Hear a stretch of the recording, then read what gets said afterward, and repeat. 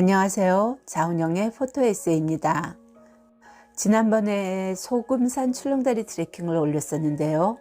오늘 영상은 그날 함께 진행했던 용수골 꽃 양귀비 축제장 이야기입니다. 2018년이었는데 이미 마을은 11회째 꽃축제를 하고 있었어요. 용수골 축제가 특이한 것은 마을 주민이 주체가 되어 축제를 진행한다는 점입니다. 그날도 부녀 회원들이 부스를 차리고 이런저런 먹거리를 판매하면서 마을의 축제임을 실감할 수 있었습니다. 용수골 꽃 양귀비 축제 현장을 둘러보고 꽃에 얽힌 이야기를 해볼까 합니다.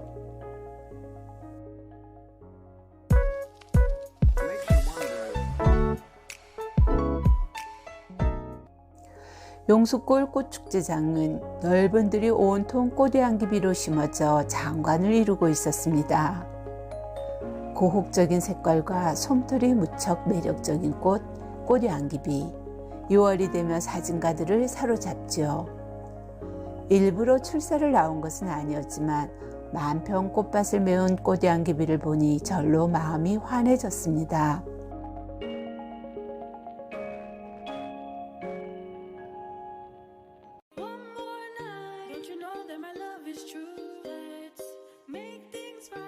먼저 소금산을 트레킹하고 난 후라서 더욱 그랬던 것 같아요.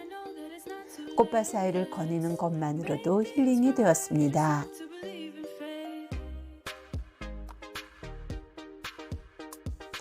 제가 꽃양귀비를 처음 본 것은 2009년도의 일입니다. 이렇게 횟수를 정확히 기억하는 것은 제 사진 역사와도 관련이 있는데요. 그러고 보니 그때도 꽃축제장이었습니다.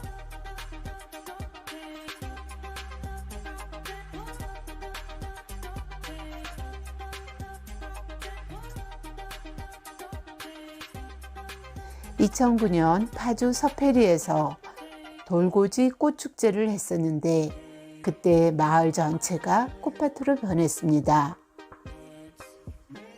집집마다 누가 정원을 예쁘게 가꾸나 경연을 했고 그러다 보니 모두들 대문을 활짝 열어젖혔어요. 꽃 구경 나온 사람들은 마당마다 기웃거리며 즐거워했습니다.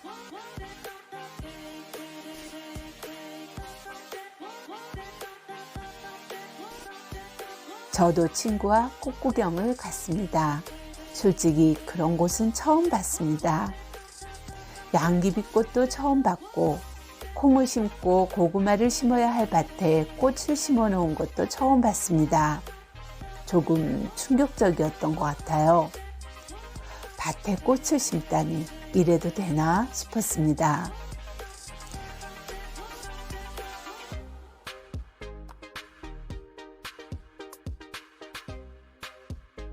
어쨌든 그해 서페리는 마을 전체가 꽃으로 가득 찼어요.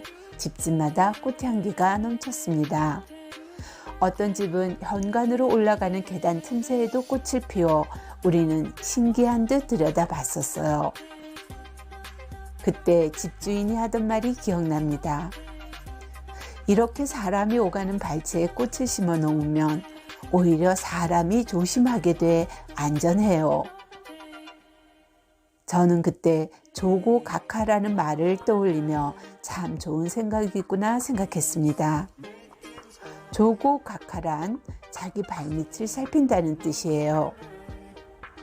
불교에서 신발을 가지런히 벗어놓는 수행으로 깨어있음을 가르치는 말이기도 합니다.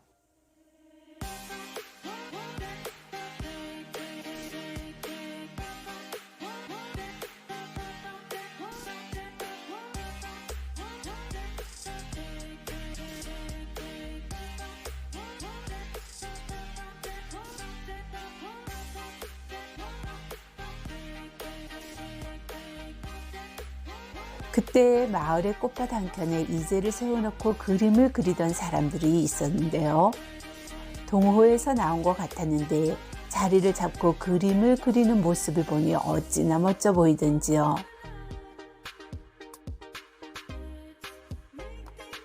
우리도 그림 그릴까? 부러움에 제가 친구에게 말했습니다. 그러나 친구 미루는 선뜻 찬성하지 않고 아니, 자기는 사진이 더 맞을 것 같아 라며 의견을 내놓았습니다.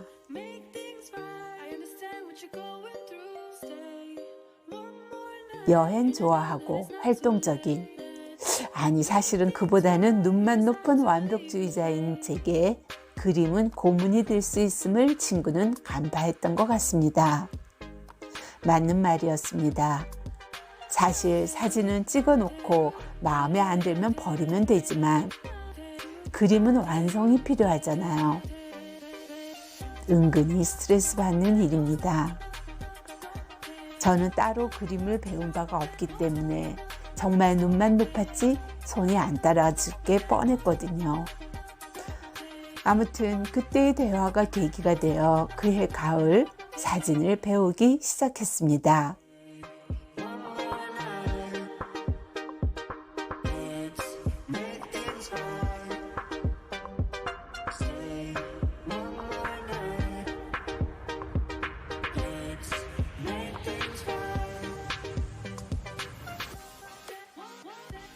꽃 양귀비는 마약 성분이 있는 양귀비와는 구분되는 거 모두 아시죠? 꽃 양귀비는 다른 말로 털 양귀비, 두매 양귀비, 개 양귀비라고도 부릅니다. 또 다른 별명으로 우미인초가 있는데 이는 항우의 연인이었던 우미인에서 이름을 딴 것이에요.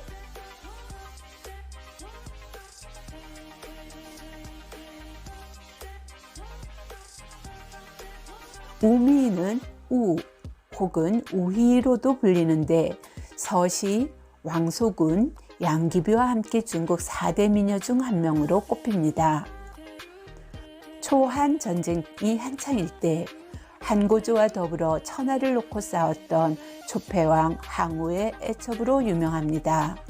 그러나 천하무적 항우였지만 말년의 해하 전투에서 유방의 군대에 포위돼 사면초가의 위기에 처합니다. 최후를 예감한 항우는 애첩 우희와 마지막 술자리를 가지며 해하가로 석별의 정을 읊습니다.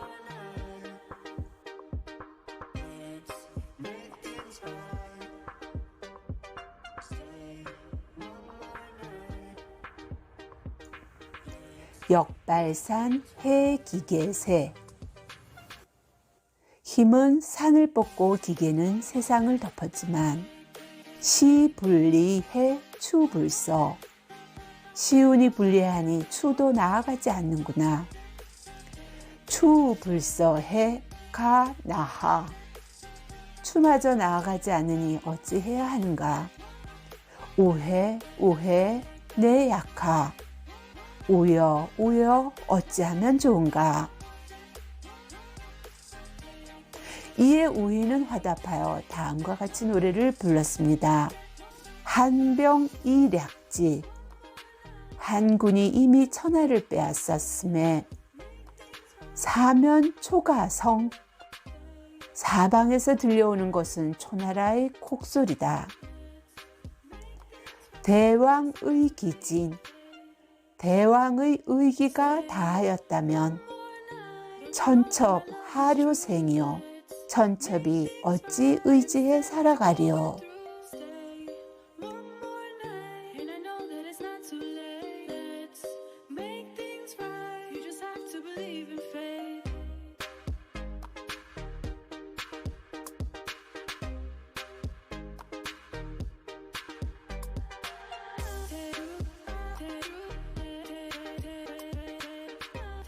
하지만 이는 역사 속 기록이 아닌 후대의 문학작품 속 창작이라고 해요. 역사 속에 보이는 우희에 대한 묘사는 사마천의 사기에 실린 간단한 기록이 전부라고 합니다.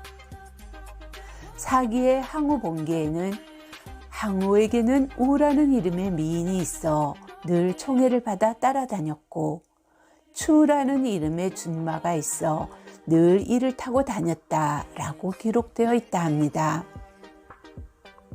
서로 노래를 주고받은 뒤 우미인은 항우에게 짐이 되는 게 싫어 자결했습니다.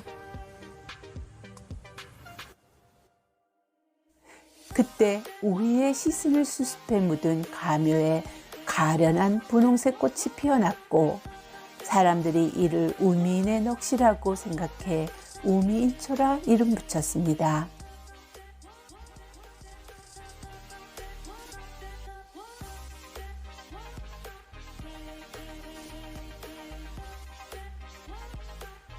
하지만 이 또한 후대의 창작이라 알 수가 없죠.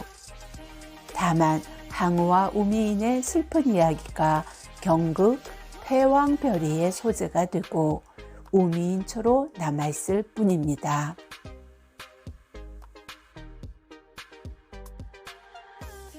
어떠셨나요? 짧은 산책에 얘기가 길었습니다.